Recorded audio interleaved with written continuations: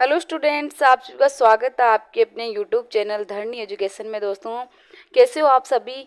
तो देखिए दोस्तों, आज फिर मैं आपके सामने लेके आई हूँ आपके जो है एमसीक्यूज़ की 13 नंबर क्लास। दोस्तों, आज आपके सामने मैं लेके आई हूँ। दोस्तों देखिए दोस्तों, इसमें 10 क्वेश्चन है। 10 में से 10 का स्कोर किसके रहता है दोस्तों, आप मुझे कमेंट बॉक्स में ज़रूर बताना दोस्तों। और जो आपको क्लास है कैसी लगती है दोस्तों, और कैसे मतलब क्या सुधार करना चाहिए और कैसे क्वेश्चन आपको चाहिए दोस्तों, कमेंट बॉक्स में लिख दिया करो दोस्तों। देखिए, चलते हैं क्वेश्चनों की तरफ दोस्तों। देखिए, आज का आपके पहला जो है आपके सामने क्वेश्चन आ गया है दोस्तों कि देखिए, पहला क्वेश्चन क्या कह रहा है कि आचार्य शुक्ल ने प्रेमाख्यानक काव्य परंपरा का प्रथम कवि किसे माना है दोस्तों। तो आपको इसमें बताना है कि शुक्ल ने पहला प्रेमाख्यानक जो है कवि और कौन से रचना को पहला प्रेमाख्यानक ग्रंथ माना है, और सर्वमान्य रूप से कौन सा है दोस्तों। तो सर्वमान्य रूप से कौन सा है ये भी आपको बताना है, और सर्वमान्य रूप से पहला महाकाव्य कौन सा है दोस्तों, ये भी आपको कमेंट बॉक्स में बताना है दोस्तों। तो फटाफट से आप बता दीजिए। और देखिए, इसमें ऑप्शन दे रखे हैं आपके, पहला कुतुबन की मृगावती, दूसरा है मुल्ला दाऊद की चंदायन, तीसरा है जायसी की पद्मावत, और डी नंबर है दोस्तों मंजन की मधुमालती। तो इनमें से आपको बताना है कि शुक्ल ने पहला प्रेमाख्यानक काव्य का प्रथम कवि किसे माना है। तो आप आंसर दे दीजिए दोस्तों, सोच समझ के आंसर दीजिए। सबके पास टाइम मिलेगा, सबको टाइम मिलेगा दोस्तों, और सबका जवाब देखा जाएगा दोस्तों। आप आंसर दीजिए। देखिए दोस्तों, सर्वमान्य रूप से अगर अपन बात करें तो मैंने आपको पहले ही बताया था, सर्वमान्य रूप से जो आपका हिंदी का पहला प्रेमाख्यानक ग्रंथ है दोस्तों, वो आपके है चंदायन। क्या है दोस्तों, चंदायन आपके सर्वमान्य रूप से हिंदी का पहला ग्रंथ है। और महाकाव्य तो आपको बहुत डिटेल में मैंने बता दिया है दोस्तों। पद्मावत जो है, ये पद्मावती नहीं है, यहाँ पे पद्मावत है ना। पद्मावत है जो है आपके हिंदी का पहला जो है महाकाव्य है दोस्तों। क्या है दोस्तों, पहला महाकाव्य है दोस्तों। और मैंने आपको कुतुबन की मृगावती, इसको भी पूरी डिटेल से, इसके कवि, नायक, सह नायिका, नायक, और इसका सन, अवधि, जो भी भाषा वगैरह डिटेल सारी मैंने आपको, जितनी भी ये प्रेमाख्यान ग्रंथ है दोस्तों, सबका मैंने आपको जो है पूरा डिटेल बता रखा है दोस्तों। तो अब आपको जो है आंसर देने में कोई मतलब देरी नहीं करनी चाहिए। फटाफट अब आपको जो है, आप इस लायक बन चुके हैं कि आप आंसर दे दीजिए। तो बात करें दोस्तों, अगर शुक्ल ने पहला प्रेमाख्यानक कवि किसे माना है, तो शुक्ल ने जो माना है कुतुबन को माना है। किसको माना है दोस्तों, कुतुबन को पहला प्रेमाख्यानक कवि माना है। और कुतुबन की रचना है मृगावती। क्या है दोस्तों, मृगावती को पहला प्रेमाख्यानक ग्रंथ माना है दोस्तों। क्या माना है, पहला प्रेमाख्यानक ग्रंथ माना है। तो ये हो गई, शुक्ल ने किसे माना, तो कुतुबन को माना, कुतुबन की मृगावती को पहला माना। सर्वमान्य रूप से, तो सर्वमान्य रूप से आपके मुल्ला दाऊद की चंदायन हो जाएगी दोस्तों। और महाकाव्य की बात करें दोस्तों, तो महाकाव्य आपके पद्मावत हो जाएगा, जायसी की पद्मावत। तो चलते हैं अगले क्वेश्चन की तरफ दोस्तों। अगला क्वेश्चन आपके सामने आपका आ गया है दोस्तों। अगला क्वेश्चन क्या कह रहा है, अगला क्वेश्चन कह रहा है कि अगला क्वेश्चन आपके सामने है। अगला क्वेश्चन कह रहा है, प्रथम सर्वश्रेष्ठ आंचलिक उपन्यास तथा उसके लेखक है। देखिए दोस्तों, आपके उपन्यासों में एक आंचलिक उपन्यास आता है। तो आंचलिक उपन्यासों में जो सर्वश्रेष्ठ है वो आपको बताना है कि आंचलिक उपन्यासों में सर्वश्रेष्ठ आंचलिक उपन्यास आपके किसका है दोस्तों, ये आपको बताना है दोस्तों। तो इसमें ए ऑप्शन है, चित्रलेखा भगवती चरण वर्मा का है, मेला अंचल फणीश्वर नाथ रेणु का है, रतिनाथ की चाची नागार्जुन का है, और जंगल के फूल राजेंद्र अवस्थी का है दोस्तों। किसका है, राजेंद्र अवस्थी का। तो इसमें आपको बताना है दोस्तों, पहला जो है किसका है सर्वश्रेष्ठ आंचलिक उपन्यास। देखिए दोस्तों, इसमें अगर पहले आंचलिक उपन्यास की बात करें दोस्तों, तो इसमें बी ऑप्शन आपके राइट आंसर हो जाएगा दोस्तों। इसमें मेला अंचल आपके सर्वश्रेष्ठ है आंचलिक उपन्यास। और किसका है दोस्तों, तो फणीश्वर नाथ रेणु का आपके जो है मेला अंचल पहला आंचलिक उपन्यास है, जो सर्वश्रेष्ठ पहला आंचलिक उपन्यास है दोस्तों। चलते हैं अगले क्वेश्चन की तरफ दोस्तों। अगला क्वेश्चन आपके सामने आपका आ गया है दोस्तों, जय मयंक जस चंद्रिका की रचना किस कवि ने की दोस्तों। जय मयंक जस चंद्रिका, और ये आपके जो है बहुत ही कंफ्यूज करने वाली रचना है। एक और आती है इसकी, तो इसमें ए ऑप्शन है भट्ट केदार, बी है गोपीचंद और सी है मधुकर और डी है ज्योतिरीश्वर ठाकुर। कौन है दोस्तों? ज्योतिरीश्वर ठाकुर। देखिए ज्योतिरीश्वर ठाकुर की तो रचना आती है एक वर्ण रत्नाकर। कौन सी है दोस्तों? वर्ण रत्नाकर। ये किस भाषा में है? तो ये मैथिली भाषा में है दोस्तों। किस भाषा में है दोस्तों? मैथिली भाषा में। तो अब आपको आंसर देना है कि जयमयंक जस चंद्रिका के जो कवि है वो कौन है दोस्तों। तो फटाफट आप मेरे को आंसर दे दीजिए सोच समझ के। किसी का भी गलत आंसर नहीं आना चाहिए दोस्तों, क्योंकि मैंने बहुत बार डिटेल में आपको ये चीज़ें बता दी है दोस्तों। तो आप फटाफट आंसर दे दीजिए दोस्तों। जयमयंक जस चंद्रिका के लेखक आपको, रचनाकार या कवि आपको बताने हैं दोस्तों। तो आप आंसर दे दीजिए दोस्तों। इसमें ए ऑप्शन दे रखा है। देखिए दोस्तों, एक आती है जयमयंक जस चंद्रिका और एक आती है जयचंद्र प्रकाश। क्या आती है दोस्तों? जयचंद्र प्रकाश। तो देखिए ये दोनों ही रचना आपको कंफ्यूज करने वाली है। तो जयचंद्र प्रकाश तो आपके किसकी हो जाएगी दोस्तों? जयचंद्र प्रकाश आपके भट्ट केदार की हो जाएगी। लेकिन जयमयंक जस चंद्रिका ये आपके मधुकर कवि, यानी सी ऑप्शन आपके इसमें राइट आंसर हो जाएगा। तो आपको कैसे याद रखना है इसमें? मैं से मयंक और मैं से मधुकर। क्या याद रखना है दोस्तों? मैं से मयंक, मैं से मधुकर, ऐसे आपको याद रखना है, क्योंकि इसमें मैं कहीं पे भी नहीं आ रहा है और इसमें मैं आ रहा है, तो इसमें मैं से मधुकर हो जाएगा। जयमयंक जस चंद्रिका मधुकर और जयचंद्र प्रकाश भट्ट केदार। तो इसमें कंफ्यूज नहीं होना है। और ज्योतिरीश्वर ठाकुर की है आपके वर्ण रत्नाकर, जिसकी भाषा मैथिली है दोस्तों। तो ये है आपके बहुत ही शानदार क्वेश्चन है दोस्तों। चलते हैं अगले क्वेश्चन की तरफ। अगला क्वेश्चन आपके सामने आ गया है आपके, प्रेमचंद ने किस उपन्यास को औपन्यासिक महाकाव्य की संज्ञा दी? क्या है दोस्तों? प्रेमचंद ने किस उपन्यास को औपन्यासिक महाकाव्य की संज्ञा दी दोस्तों? तो इसमें है सेवा सदन, गोदान, रंगभूमि, प्रेमाश्रम। तो इसमें आपको आंसर बताना है दोस्तों। देखिए दोस्तों, अगर सेवा सदन की बात करें दोस्तों, तो सेवा सदन आपके इसका टाइम आपके 1918। क्या है दोस्तों? 1918 इसके जो है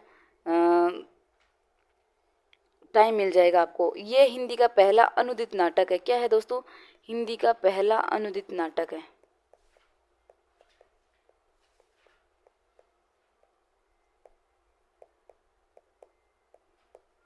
हिंदी का पहला अनुदित नाटक की बात करें तो आपके सेवा सदन आ जाएगा। और गोदान की बात करें दोस्तों, तो गोदान के आपके जो हैं लेखक प्रेमचंद हो जाएंगे। प्रेमचंद का ये है, और ये हिंदी का पहला जो है मौलिक उपन्यास है। हिंदी का पहला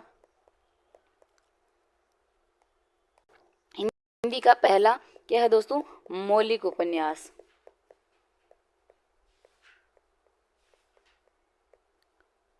क्या है दोस्तों? हिंदी का पहला मौलिक उपन्यास तो आपके हो जाएगा गोदान। और सेवा सदन आपके 1918 इसका टाइम आ जाएगा। हिंदी का पहला अनुदित। देखिए दोस्तों, थोड़ी सी मिस्टेक हो गई। मैंने आपको बताया कि गोदान आपके हिंदी का पहला मौलिक उपन्यास नहीं है दोस्तों, जो है कायाकल्प। क्या है दोस्तों? कायाकल्प। कायाकल्प आपके प्रेमचंद का पहला मौलिक उपन्यास है। देखिए, अनुदित की बात करें तो अनुदित का अर्थ होता है अनु यानी पीछे और उदित यानी उदय, यानी जो बाद में आया, जो पहले अलग भाषा में था और फिर बाद में उसको अलग भाषा में किसी कवि द्वारा उसका ये कर दिया गया हो, या फिर किसी कवि द्वारा उसको अलग भाषा में लिखा गया हो दोस्तों, तो उसका हो जाता है अनुदित। और मौलिक जो अपने मूल रूप में हो, जो अपने कवि की दिमाग की उपज हो, उसे कहते हैं मौलिक। तो प्रेमचंद का हिंदी का पहला मौलिक तो आपके कायाकल्प हो जाएगा। और हिंदी का पहला अनुदित नाटक आपके सेवा सदन हो जाएगा। क्या हो जाएगा दोस्तों? सेवा सदन हो जाएगा। और ये किसका अनुवाद है? सेवा सदन। तो ये इनका एक नाटक है दोस्तों। कौन सा? बाजरे हुस्न उपन्यास है दोस्तों। बाजरे हुस्न। क्या है दोस्तों? बाजरे हुस्न। ये इनका उर्दू में अनुवाद है दोस्तों। किस में अनुवाद है? उर्दू में अनुवाद क्या कहलाया इनका? सेवा सदन। सेवा सदन जो हिंदी का पहला अनुदित मैंने आपको बताया, जो पहले अलग भाषा में हो फिर उसको दूसरी भाषा में उसका अनुवाद कर दिया गया हो, उसे कहते हैं अनुदित नाटक। तो सेवा सदन का ही जो है उर्दू भाषा में अनुवाद बाजरे हुस्न का ही उर्दू भाषा में अनुवाद क्या कहलाया दोस्तों? सेवा सदन। सेवा सदन ये पहला अनुदित नाटक हो जाएगा दोस्तों। और प्रेमचंद का पहला हिंदी का पहला मौलिक नाटक कायाकल्प हो जाएगा। कायाकल्प के अंदर किसका वर्णन है दोस्तों, तो इसमें पुनर्जन्म का वर्णन है। किसका वर्णन है दोस्तों, पुनर्जन्म का इसमें आपके वर्णन आ जाएगा दोस्तों। और इसका टाइम क्या होगा दोस्तों, तो इसका टाइम आपके 1926 ईस्वी इसका टाइम हो जाएगा दोस्तों। देखिए दोस्तों, ये है प्रेमचंद का। और रंगभूमि की बात करें दोस्तों, तो रंगभूमि का टाइम भी 1925 आपके इसका टाइम आ जाएगा दोस्तों। और इस जो उपन्यास है, इनके उर्दू के उपन्यास चौगानी हस्ती, किसका दोस्तों, चौगानी हस्ती का अनुवाद है दोस्तों। ये भी इनका जो है अनुदित नाटक है। इसका जो प्रमुख पात्र है वो कौन है दोस्तों, सूरदास। इनका एक बार मैं पूरा मिटा देती हूँ फिर वापस बताती हूँ। देखिए, रंगभूमि की बात करें तो रंगभूमि का टाइम भी आपके कितना आ जाएगा दोस्तों, 1925 ईस्वी। और ये किसका अनुवाद है दोस्तों, तो ये इनके चौगाने, क्या है दोस्तों, चौगाने हस्ती, हस्ती का उर्दू में अनुवाद है। क्या है दोस्तों, चौगानी हस्ती का उर्दू अनुवाद रंगभूमि है, जिसका टाइम 1925 ईस्वी। क्या है दोस्तों, 1925 ईस्वी। और बात करें दोस्तों प्रेमाश्रम की, तो प्रेमाश्रम का टाइम आपके 1922 ईस्वी आ जाएगा। और गोदान की बात करें दोस्तों, तो गोदान का टाइम मैंने आपको पहले ही बता दिया। गोदान का टाइम क्या है, 1918 का जो है प्रेमचंद का पहला मौलिक नाटक है कायाकल्प। क्या है दोस्तों, कायाकल्प, जो कि किसका अनुवाद है, बाजरे हुस्न का अनुवाद तो आपके सेवा सदन का है। बाजरे हुस्न का अनुवाद क्या है, सेवा सदन का उर्दू अनुवाद है ना। तो ये हो गए प्रेमचंद के उपन्यास दोस्तों। चलते हैं अगले क्वेश्चन की तरफ दोस्तों। अगला क्वेश्चन आपके सामने आपका आ गया है दोस्तों, अमीर खुसरो किस तरह की रचनाओं के लिए प्रसिद्ध है। तो अमीर खुसरो किस लिए प्रसिद्ध है दोस्तों, पहेलियाँ मुकरियाँ, गज़ल, गीत, दोहे, किसके लिए जो है अमीर खुसरो प्रसिद्ध है दोस्तों। बहुत ही इंपॉर्टेंट है। अमीर खुसरो की पूरी एक क्लास के रूप में मैंने आपको अमीर खुसरो को पढ़ाया था दोस्तों। तो अब आप बता दीजिए कि अमीर खुसरो किसके लिए प्रसिद्ध है दोस्तों, और मतलब रचनाओं के अलावा भी और वो किसके लिए प्रसिद्ध है। जैसे गज़लें लिखी उन्होंने, और क्या क्या लिखे दोस्तों। तो इसके लिए आप मुझे बता दीजिए कि प्रेम जो है अमीर खुसरो किसके लिए प्रसिद्ध है दोस्तों। इसमें पहेलियाँ हैं, मुकरियाँ हैं, गज़ल है, गीत है, दोहे हैं। इसमें रचनाओं की बात कर रहा है तो आपको याद रखना है रचना किस प्रकार की है। और गज़लें अलग चीज़ हो जाएगी, गीत अलग चीज़ हो जाएंगे, लेकिन जो है रचना पूछ रहा है तो रचनाओं में किस प्रकार से वो जो हैं प्रसिद्ध थे दोस्तों।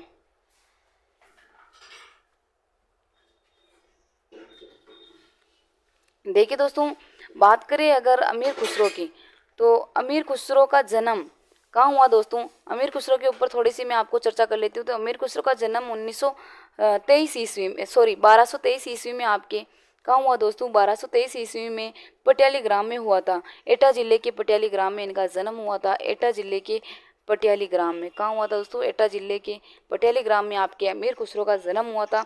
और के इनके गुरु की बात करें दोस्तों, तो इनके गुरु हैं निज़ामुद्दीन, क्या है दोस्तों, निज़ामुद्दीन औलिया। क्या कौन है दोस्तों, निज़ामुद्दीन औलिया इनके आपके जो हैं गुरु आ जाएंगे दोस्तों। निज़ामुद्दीन औलिया आपके इनके गुरु आ जाएंगे दोस्तों। और बात करें दोस्तों, ये अपने जो है गुरु से बहुत ही असीम प्रेम करते थे दोस्तों। क्या करते थे, असीम प्रेम करते थे। लेकिन जब इनके गुरु की मृत्यु हो जाती है तो इन्होंने कहा, गोरी सोवे सेज पर मुख पर डारे केस, चल खुसरो घर आपने रैन भई जहू देश। गोरी सोवे सेज पर मुख पर डाले केस, चल खुसरो घर आपने रेन बही चहू देश। यानी पूरे जो है चारों ओर अंधेरा हो गया। जब इनके गुरु की मृत्यु हो जाती है तो ये कहते हैं कि खुसरो अपने घर चल, चारों ओर अंधेरा छा गया है। तो ये अपने गुरु से बहुत ही असीम प्रेम करते थे। और बात करें दोस्तों, तो ये हिंदी खड़ी बोली के प्रथम प्रयोग करता है। कौन है दोस्तों, तो आपके हिंदी खड़ी बोली के प्रथम प्रयोग करता है आपके अमीर खुसरो हो जाएंगे दोस्तों। और इन्होंने हिंदी के लिए हिंदवी शब्द का प्रयोग किया दोस्तों। हिंदी के लिए किस शब्द का प्रयोग किया था, हिंदी के लिए हिंदवी शब्द का प्रयोग किया दोस्तों। किस शब्द का, और इनका पूरा नाम जो मिलता है दोस्तों, अबुल हसन भी मिलता है। इनका पूरा नाम क्या मिलता है दोस्तों, इनका पूरा नाम अबुल हसन या अब्दुल हसन मोइनुद्दीन खुसरो मिलता है। अबुल हसन मोइनुद्दीन खुसरो, ये इनका पूरा नाम मिलता है दोस्तों। और बात करें दोस्तों, तो ये किस प्रकार की रचनाओं के लिए प्रसिद्ध है दोस्तों, तो इन्होंने पहेलियाँ, मुकरियाँ और दो सुकने लिखे जो कि बहुत ही मनोरंजनात्मक थे दोस्तों। तो ये पहेलियाँ, मुखरियों के लिए प्रसिद्ध थे। किस प्रकार की रचना, तो ए ऑप्शन आपके इसमें राइट आंसर हो जाएगा दोस्तों। चलते हैं अगले क्वेश्चन की तरफ दोस्तों। अगला क्वेश्चन आज का आपके सामने 6 नंबर क्वेश्चन रहने वाला है। बहुत ही शानदार क्वेश्चन है। हिंदी साहित्य के अंतर्गत किस हिंदी साहित्य के अंतर्गत किस काल को हिंदी साहित्य का स्वर्ण काल कहा गया दोस्तों? बहुत ही शानदार क्वेश्चन है दोस्तों। इसमें आपके भक्ति काल, मध्यकाल, उत्तर मध्यकाल, आधुनिक काल, देखिए दोस्तों, एक आपके जो है प्रत्येक काल के नामकरण में से जो आपको बताया है दोस्तों, उनमें से एक तो आपके एक क्वेश्चन आएगा, और एक प्रत्येक काल की प्रवृत्तियों में से आपके एक क्वेश्चन आएगा, एक प्रत्येक काल के नामकरण में से क्वेश्चन आएगा, और दोस्तों एक इनके जो है सन में से क्वेश्चन आएगा, किस काल का सन कौन सा रहा। तो ये 3 क्वेश्चन तो आपको ये जो है मेन हेडिंग से ही मिलेंगे दोस्तों। ये मतलब अनिवार्य है, कंपलसरी आपको ये 3 क्वेश्चन तो मतलब मिलेंगे ही मिलेंगे दोस्तों, चाहे किसी भी काल के नामकरण से ले लो, चाहे किसी भी काल की प्रवृत्ति से ले लो, चाहे किसी भी काल के सन से ले लो दोस्तों, ऐसे क्वेश्चन आपको 3 कंपलसरी मिलेंगे दोस्तों। तो आपको नामकरण से आपको ध्यान रखना है कि हिंदी साहित्य के अंतर्गत किस काल को हिंदी साहित्य का स्वर्ण काल कहा गया। तो इसमें भक्ति काल देर का, मध्यकाल देर का, उत्तर मध्यकाल देर का, आधुनिक काल देर का है। तो आपको बताना है कि हिंदी साहित्य का जो है स्वर्ण काल किसे कहा गया दोस्तों। तो सोच समझ के आंसर दे दीजिए, हिंदी साहित्य का स्वर्ण काल किसे कहा गया है दोस्तों। देखिए दोस्तों, अगर बात करें हिंदी साहित्य के स्वर्ण काल की दोस्तों, तो मैंने आपको जो है क्लासों में बताया है, ये ऑप्शन आपके इसमें राइट आंसर हो जाएगा दोस्तों। भक्ति काल को आपके हिंदी साहित्य का स्वर्ण काल कहा गया दोस्तों। किसे कहा गया दोस्तों? भक्ति काल को आपके हिंदी साहित्य का स्वर्ण काल कहा गया दोस्तों।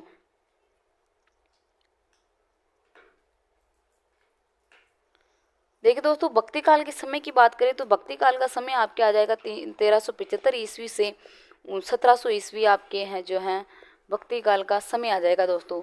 और भक्ति काल का जन्म भज धातु से हुआ। मोनियर के अनुसार भक्ति काल का जन्म भज धातु से हुआ, जिसका शाब्दिक अर्थ क्या होता है दोस्तों? भजना या स्मरण करना या अनुराग करना दोस्तों। और ग्रियर्सन ने भक्ति आंदोलन को किसकी देन बताई? तो ग्रियर्सन ने भक्ति आंदोलन को ईसाइत की देन बताई। सबके मत में आपको बता देती हूँ दोस्तों।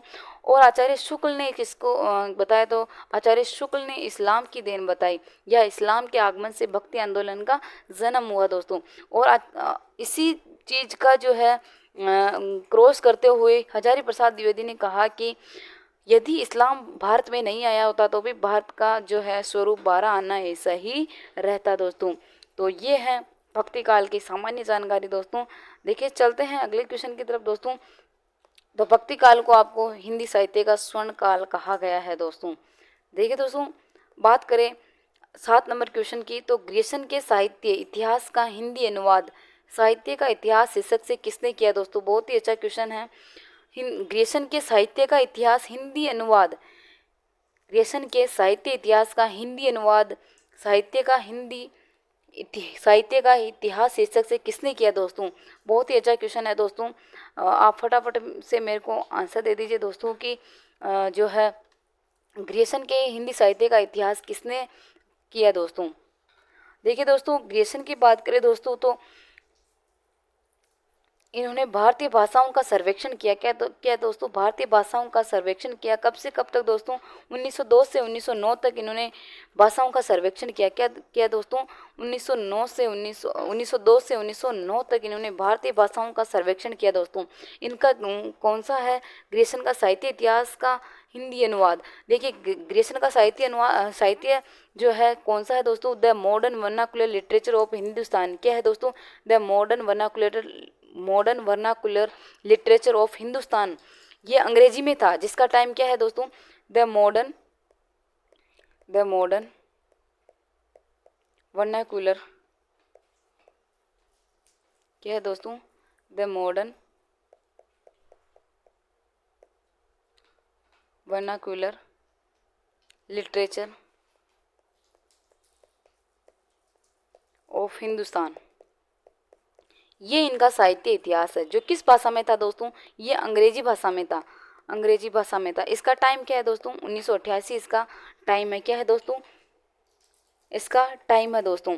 तो अब आपको बताना है कि जो है इसका हिंदी अनुवाद किसने किया दोस्तों।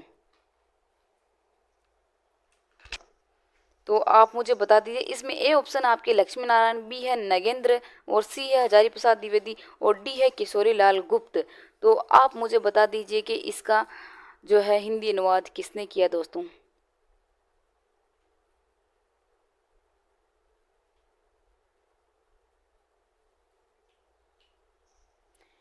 देखिए दोस्तों, बात करें इनके इतिहास ग्रंथ की, तो इनका इतिहास ग्रंथ है the modern molecular literature of Hindustan. इसका जो हिंदी अनुवाद किशोरीलाल गुप्त ने किया था दोस्तों। किस नाम से किया? तो किशोरीलाल गुप्त ने किया था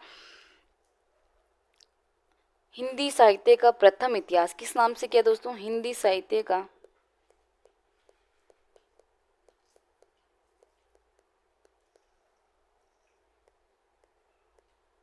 प्रथम इतिहास, इस नाम से जो है इनके इस ग्रंथ का हिंदी अनुवाद किसने किया दोस्तों? किशोरीलाल गुप्त ने किया। और किसका किया? The modern vernacular literature of Hindustan, ये अंग्रेजी भाषा में था, जिसका हिंदी अनुवाद किशोरीलाल गुप्त ने किया। हिंदी साहित्य का प्रथम इतिहास नाम से किया था दोस्तों। किस नाम से किया था दोस्तों? प्रथम इतिहास नाम से किया था। और कब किया दोस्तों? तो नवंबर 1957 में किया था। कब किया था दोस्तों? 1952 में किया था दोस्तों। देखिए दोस्तों, अगर इसकी बात करें दोस्तों, तो इसमें इनके कुल 952 हिंदी के कवियों का उल्लेख था। कितने दोस्तों? 952 हिंदी के कवियों का उल्लेख था दोस्तों। कितने कवियों का दोस्तों? 952 हिंदी के कवियों का उल्लेख था दोस्तों। और बात करें दोस्तों, इन्होंने किस भाषा मतलब कौन सी पद्धति अपनाई दोस्तों? तो इन्होंने कालानुक्रमी पद्धति अपनाई दोस्तों। कालानुक्रमी पद्धति अपनाई दोस्तों। तो ये हो गया आपके ग्रेजुएशन के बारे में सामान्य जानकारी। बहुत ही इंपॉर्टेंट क्वेश्चन है दोस्तों। बहुत बार ये जो है इनकी रचना का क्वेश्चन पूछा जाता है दोस्तों, तो आपको ध्यान रखना दोस्तों। और दोस्तों इसमें बात करें आपके 8 नंबर क्वेश्चन की दोस्तों। 8 नंबर क्वेश्चन आपके सामने है आपका, भक्ति का मार्ग। क्या है दोस्तों? भक्ति का मार्ग स्त्री पुरुष जाति सभी के लिए किसने खोल दिया? बहुत ही अच्छा क्वेश्चन है दोस्तों। देखिए दोस्तों, बात करें भक्ति का मार्ग स्त्री और पुरुष सबके लिए खोल दिया, तो ए ऑप्शन है शंकराचार्य, बी है विष्णु स्वामी, सी है निम्बार्काचार्य और डी है रामानंद। देखिए दोस्तों, बात करें भक्ति का, तो भक्ति जो आंदोलन आपके सर्वप्रथम दक्षिण भारत में चला था। कहाँ चला था दोस्तों? दक्षिण भारत में। और उसको उत्तर भारत में लाने का श्रेय किसे जाता है दोस्तों? तो उत्तर भारत में लाने का श्रेय आपके रामानंद जी को जाता है। किसको जाता है दोस्तों? रामानंद जी को आपको उत्तर भारत में लाने का श्रेय भक्ति आंदोलन का जाता है। वो एक पंक्ति आती है ना, भक्ति द्राविड़ उपजे उत्तर लाए, रामानंद प्रगट किया कबीर सात दीप नौ खंड। ये आपके कबीरदास की पंक्ति है शायद, कि भक्ति द्राविड़ उपजी उत्तर लाहे रामानंद, और प्रगट किया कबीर सात दीप नौ खंड। तो आपके भक्ति आंदोलन का जन्म तो दक्षिण भारत से हुआ, उत्तर भारत में आपके रामानंद लेके आए, और जितना भी प्रचार प्रसार किया वो किया कबीरदास ने। देखिए दोस्तों, तो इसमें आपके सामान्य से बात है, इसमें आंसर आपको मिल गया है। डी ऑप्शन आपके इसमें राइट आंसर हो जाएगा दोस्तों। देखिए, जो उत्तर भारत में भक्ति लाने का जो श्रेय जाता है वो रामानंद जी को जाता है। और रामानंद जी ने रामावत संप्रदाय की स्थापना की, ये मैंने आपको पहले ही बता दिया। रामावत संप्रदाय की स्थापना की कहाँ की दोस्तों? तो काशी में की। कहाँ की दोस्तों? काशी में की। रामावत संप्रदाय की स्थापना की कहाँ की दोस्तों? काशी में की। और इसके अलावा अपन बात करते दोस्तों, एक बार मैं वापस सबको मिटा के फिर और बताती हूँ। देखिए, शंकराचार्य का आ जाता है दोस्तों अद्वैतवाद। क्या आ जाता है दोस्तों? तो अद्वैतवाद के प्रवर्तक कौन है दोस्तों? शंकराचार्य। और विष्णु स्वामी का आ जाता है दोस्तों रुद्र संप्रदाय। कौन सा आ जाता है दोस्तों? रुद्र संप्रदाय। और निम्बार्काचार्य का आ जाता है दोस्तों द्वैतवाद। क्या आ जाता है दोस्तों? द्वैतवाद। क्या आ जाता है दोस्तों? द्वैतवाद। और रामानंद जी का आपके रामावत संप्रदाय आ जाता है। तो भक्ति, ये पंक्ति बहुत ही बार पूछी गई है, बहुत ही इंपॉर्टेंट है दोस्तों, कि भक्ति का मार्ग क्षत्रिय और पुरुष जाति सभी के लिए खोल दिया। किसने खोला दोस्तों? तो आपके रामानंद जी ने खोला। तो डी ऑप्शन आपके इसमें राइट आंसर हो जाएगा दोस्तों। चलते हैं अगले क्वेश्चन की तरफ दोस्तों। अगला क्वेश्चन आज का आपके देखिए दोस्तों, आपका नवा क्वेश्चन आपके सामने आ गया है कि संयोगिता स्वयंवर कृति है, मतलब किसकी कृति है ये आपको बताना है। ए श्याम सुंदर दास, बी पंचा सिंह और शर्मा, और सी है बालकृष्ण भट्ट, डी है लाला श्रीनिवास दास। आपको बताना है संयोगिता स्वयंवर कृति किसकी है। देखिए दोस्तों, संयोगिता स्वयंवर में आपके देर का श्याम सुंदर दास, पंचा सिंह शर्मा और बालकृष्ण भट्ट, लाला श्रीनिवास दास। तो आपको बताना है कि संयोगिता स्वयंवर नाटक है ये दोस्तों। क्या है? ये एक नाटक है दोस्तों। जो किसका है दोस्तों? तो आपके इसमें डी ऑप्शन राइट आंसर हो जाएगा दोस्तों। लाला श्रीनिवास दास जी का ये नाटक है दोस्तों। और इनका जो नाटक तो ये है संयोगिता स्वयंवर, और इनका एक उपन्यास आता है दोस्तों परीक्षा गुरु। कौन सा है दोस्तों? परीक्षा गुरु। ये इनका प्रसिद्ध उपन्यास है दोस्तों। क्या है दोस्तों? प्रसिद्ध उपन्यास है दोस्तों। तो ये दोनों ही इनका ही हैं। संयोगिता स्वयंवर नाटक है इनका, और परीक्षा गुरु इनका उपन्यास है दोस्तों। चलते हैं अगले क्वेश्चन की तरफ। देखिए दोस्तों, अगला क्वेश्चन ना आज का आपके सामने जो है, आपका अंतिम क्वेश्चन आपके सामने रहने वाला है दोस्तों। अंतिम क्वेश्चन है आपके सामने, बाला बोधनी के संस्थापक हैं, जो बाला बोधनी रचना है उसकी संस्थापक हैं, तो बाला बोधनी पत्रिका है दोस्तों। क्या है दोस्तों? पत्रिका है ये एक। क्या है दोस्तों? पत्रिका। तो इसमें आपको बताना है, ए ऑप्शन है सूर्यकांत त्रिपाठी निराला, बी है रामधारी सिंह दिनकर, सी है जयशंकर प्रसाद, डी है भारतेंदु हरिश्चंद्र। क्या है दोस्तों? भारतेंदु हरिश्चंद्र। तो आप सोच समझ के आंसर दे दीजिए दोस्तों कि बाला बोधनी जो रचना है वो किसकी है दोस्तों। बहुत ही अच्छा क्वेश्चन है दोस्तों। देखिए दोस्तों, बात करें भारतेंदु हरिश्चंद्र की, तो देखिए दोस्तों, भारतेंदु हरिश्चंद्र जी ने जी की 3 जो हैं आपके पत्रिका मिलेगी। बाला बोधनी के अलावा 2 और इनकी पत्रिका है दोस्तों। तो आपको बताना है कि बाला बोधनी, तो आपके मैंने बातों ही बातों में आंसर तो आपको बता ही दिया कि बाला बोधनी किसकी पत्रिका है। तो ये आपके भारतेंदु जी की पत्रिका है। क्या है दोस्तों? भारतेंदु जी की पत्रिका। तो डी ऑप्शन आपके इसमें राइट आंसर हो जाएगा। देखिए दोस्तों, बाला बोधनी की बात करें तो ये महिलाओं के लिए लिखी गई पहली पत्रिका है। महिलाओं की पहली पत्रिका है दोस्तों।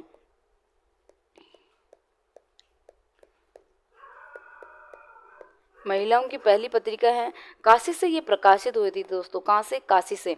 और इसका जो टाइम मिलेगा दोस्तों 1874 ईस्वी इसका आपको टाइम मिलेगा दोस्तों। देखिए, भारतेंदु जी की बात करें दोस्तों, तो भारतेंदु जी का जन्म 1850 ईस्वी में काशी में हुआ था। कहाँ हुआ था दोस्तों? 1850 ईस्वी में काशी में इनका जन्म हुआ था दोस्तों।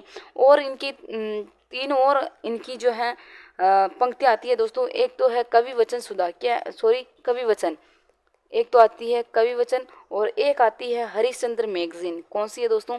हरिश्चंद्र मैगजीन। देखिए दोस्तों, ये हरिश्चंद्र मैगजीन है। इसका ही बाद में 8 अंकों के बाद इसका नाम बदलकर क्या रख दिया दोस्तों? 8 अंकों के बाद इसका नाम बदलकर हरिश्चंद्र चंद्रिका कर दिया दोस्तों। क्या कर दिया? हरिश्चंद्र चंद्रिका जो है इसका टाइम कर दिया। चंद्रिका इनकी प्रेमिका का नाम था, इसीलिए उसके नाम पर इन्होंने हरिश्चंद्र चंद्रिका कर दिया। अब बात करें कवि वचन की, तो कवि वचन का टाइम तो आपके 1868 ईस्वी आ जाएगा। क्या आ जाएगा दोस्तों? 1868 ईस्वी आ जाएगा। और हरिश्चंद्र मैगजीन की बात करें दोस्तों, तो हरिश्चंद्र मैगजीन का टाइम आपके 1873 ईस्वी आ जाएगा दोस्तों। क्या आ जाएगा दोस्तों? 1873 ईस्वी। तो ये है आपके भारतेंदु जी की जो है तीनों पत्रिकाओं का मैंने एनालिसिस कर दिया दोस्तों आपके सामने। तो अब आप मुझे बता दीजिए कि आपके 10 में से 10 का स्कोर किसके रहा दोस्तों। और एक बार फिर से आप सभी को होली की धुलंडी की बहुत बहुत शुभकामनाएं दोस्तों। और प्लीज़ चैनल को लाइक शेयर सब्सक्राइब जरूर कर देना दोस्तों। आपके सभी जो ग्रुप है व्हाट्सअप ट्विटर इंस्टाग्राम फेसबुक, जितने भी आप जो हैं ऑप्शन चलाते हैं दोस्तों, उसमें आप क्लास को शेयर कर देना दोस्तों, क्योंकि ज़्यादा से ज़्यादा जो है बच्चे स्टूडेंट्स इस क्लास का फ़ायदा उठा सके दोस्तों। इसमें आप अगर नोट्स भी बनाना चाहते हो दोस्तों, तो भी आपके कोई दिक्कत नहीं आएगी, क्योंकि पूरा एनालिसिस हर चीज़ का मैं आपके सामने करवाने वाली हूँ। और इससे के अलावा आपको साहित्य में और पढ़ने की जरूरत नहीं पड़ेगी दोस्तों, क्योंकि साहित्य जितना आपके फर्स्ट ग्रेड सेकंड ग्रेड में आता है दोस्तों, उतना जो मेन है वो सारा मैं आपको यहाँ पे बताने वाली हूँ दोस्तों। बीच में कोई भी क्लास जो है नहीं छूटेगी आपकी। तो मिलते हैं कल इसी क्लास में, तब तक के लिए सभी को बहुत बहुत धन्यवाद। और मिलते हैं फिर से कल इसी क्लास में। धन्यवाद।